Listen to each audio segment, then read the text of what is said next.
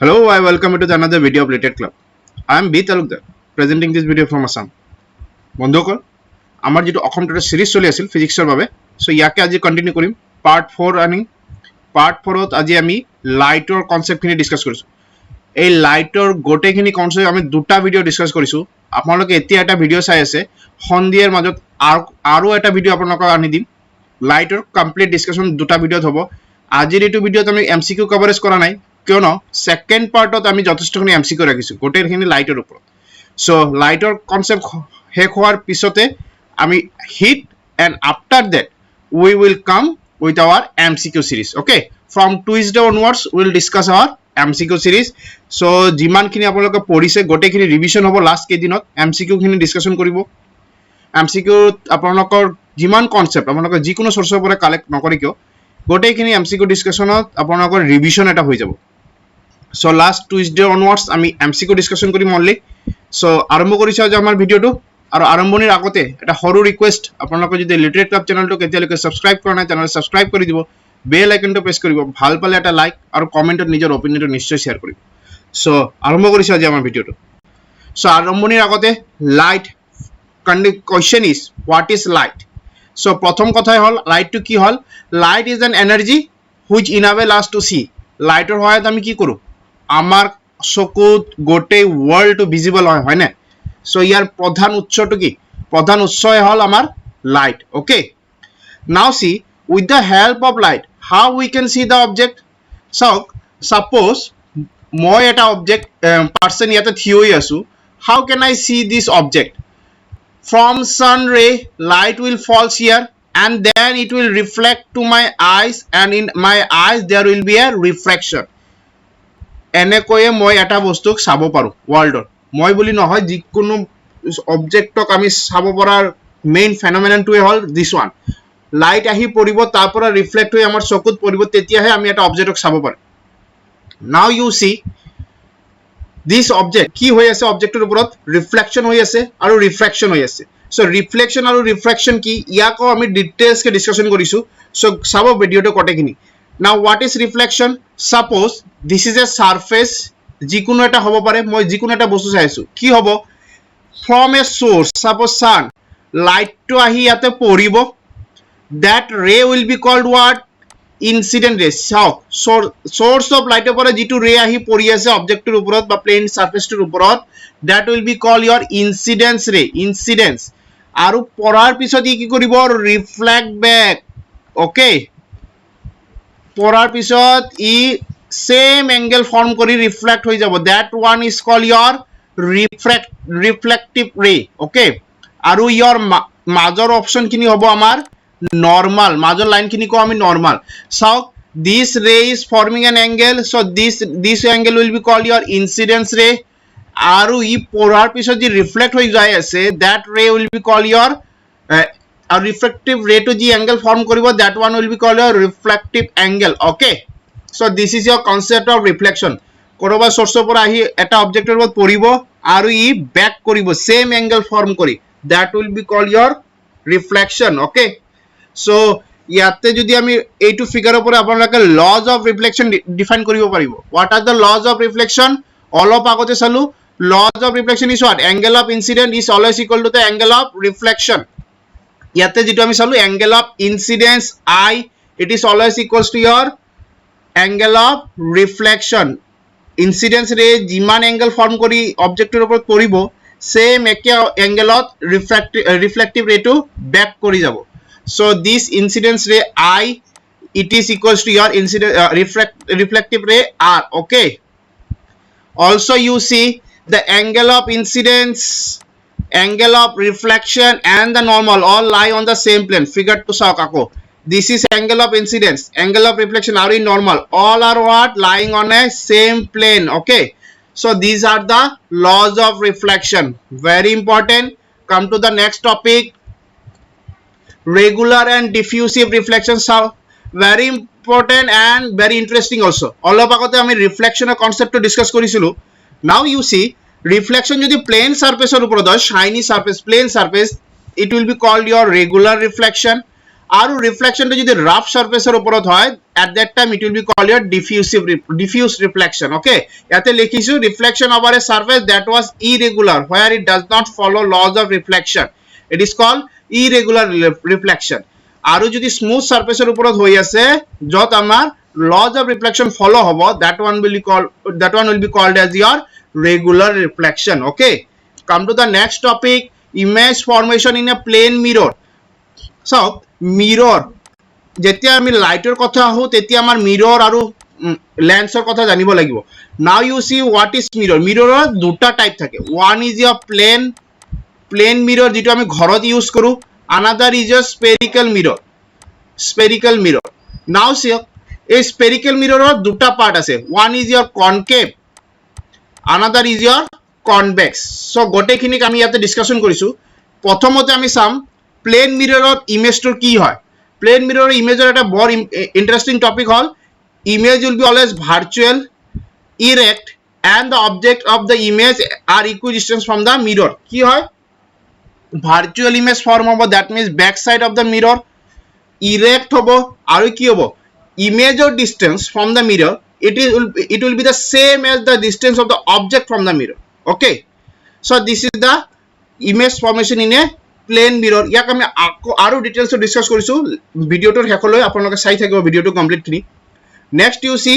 ডিছপাৰ্চন of light. What do you mean by dispersion of light? Suppose I have a prism আৰু এটা চ'ৰ্চৰ পৰা এটা হোৱাইট কালাৰ অফ লাইট আহিব. Light অহাৰ পিছত কি হ'ব ই স্প্লিট হৈ যাব. ইয়াৰ লাইটৰ যিটো স্প্লিট হৈ যায় সাতটা ৰঙত বিভক্ত হৈ যায় ন. আমি জানো ভিভ জিঅ'ৰৰ নাম আপোনালোকে শুনিছে. ভিভ জিঅ'টো কি হয় decreasing order. Violet, indigo, blue, green, then your yellow, orange and then your red. আটাইতকৈ বেছি ৰিফ্ৰেক্টিভ ইণ্ডেক্স কাৰ হয়? That is violet and then your decreasing order. ইয়াৰ পৰা এইটো ডিক্ৰিজিং অৰ্ডাৰত যায় ভিভ জিঅ'ত. Okay, now you see so' dispersion of লাইটটো আপোনালোকে গম পালে. Dispersion of light means what? এটা ৰে আহি পৰিব লাইটৰ, এটা বিম আহি পৰিব আৰু এইটো কোনোবা এটা ছাৰ্ফেচত প্ৰিজম বা আমাৰ যিটো এটমস্ফিয়াৰত ৱাটাৰ মলিকুলছ প্ৰেজেণ্ট থাকে তাৰ মাজতে হয়, যাৰ কাৰণে আমি কি ৰেইনবো চাবলৈ পাওঁ. কি হয় এটা বিম অফ লাইট আহি পৰিব আৰু অবজেক্টটোলৈ পাছ হোৱাতে কি হয় it will be split into the different 7 colors. Okay, কি কালাৰ হয়? Violet, indigo, blue, green, yellow, orange and আৰ. চ' আমি নৰ্মেলি আমি ভিভ জিঅ' বুলি কওঁ. এইটো আপোনালোকে সকলোৱে পাইছে. So' this is your concept of dispersion of light. Now come to the next topic, that is your refractive index. What do you mean by refractive index? That means what? Refractive index means what? It is the ratio of speed of light in vacuum to the speed of the light in the medium. Speed of light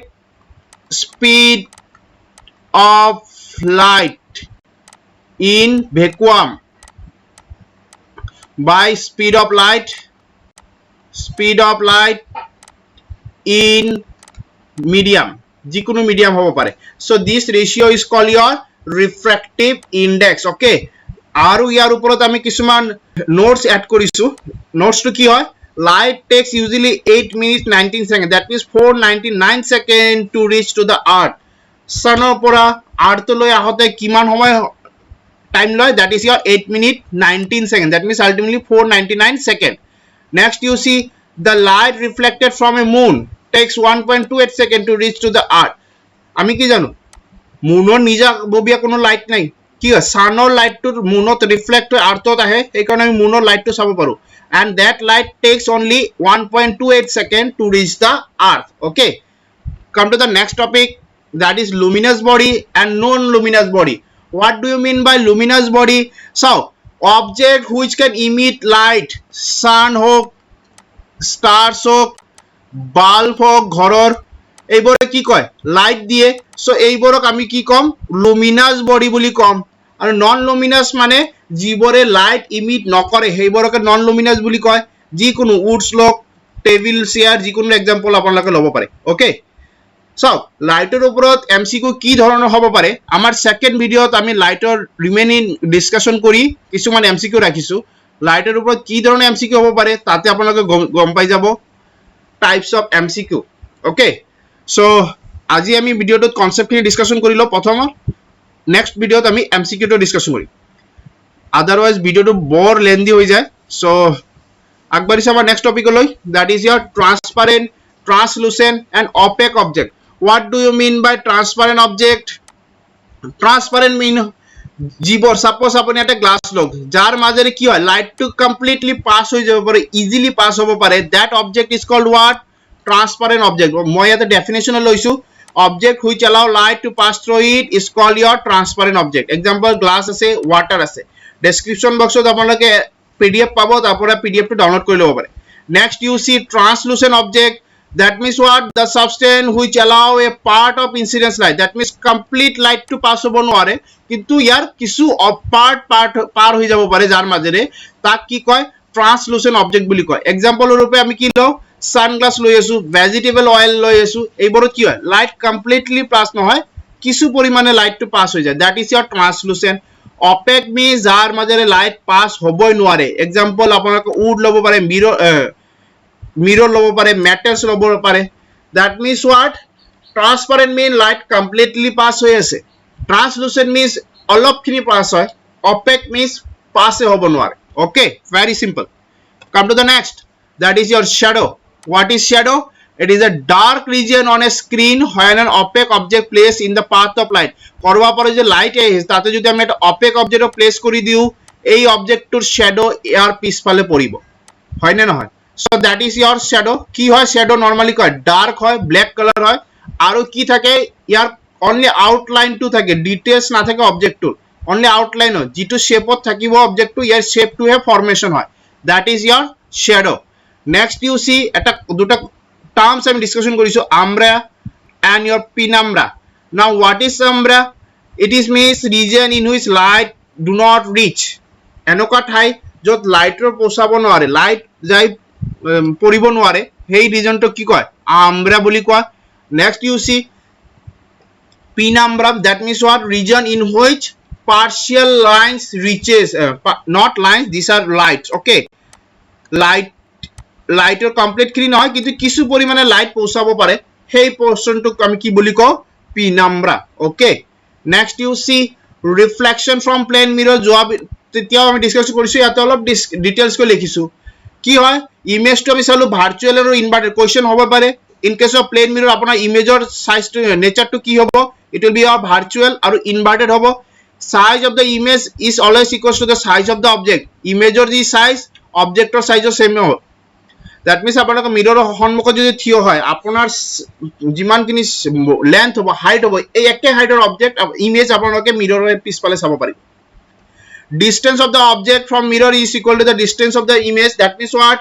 object মই মিৰৰৰ পৰা যিমানখিনি দূৰত থিয় হৈ থাকিল একেখিনি দূৰতে কি হ'ব ইমেজ টু ফৰ্মেশন হ'ব আৰু এটা নোটস ইয়াতে আমি ডিসকাশন কৰিছো আমি যদি এটা ফুল ইমেজ চাব বিচাৰো সাপোজ মই 6 ফিটৰ যদি এটা মানুহ হও সো মই যদি মোৰ ফুল ইমেজটো চাব পাৰো মিৰৰত mirror should be at least half of my height more heighter at least half or mirrors to hobo lagibo otherwise I can't see the full image okay আখারে কিছু আপোনালোকে কনসেপ্টটো বুজি পালে next we will discuss the uses of concave mirror see ইয়াৰ আগতে আমি চাইছো মিৰৰৰ দুটা type হয় one is plane another is spherical mirror দুটা part that is concave and convex so ইয়াতে আমি concave mirror property খিনি ডিসকাস কৰিছো uses খিনি ডিসকাস কৰিছো কি হয় shaving glass not girls ইয়াতে মই girls লিখিছো ভুলকে এটো গ্লাস হ'ব আৰু কি হ'ব reflector of headlight of a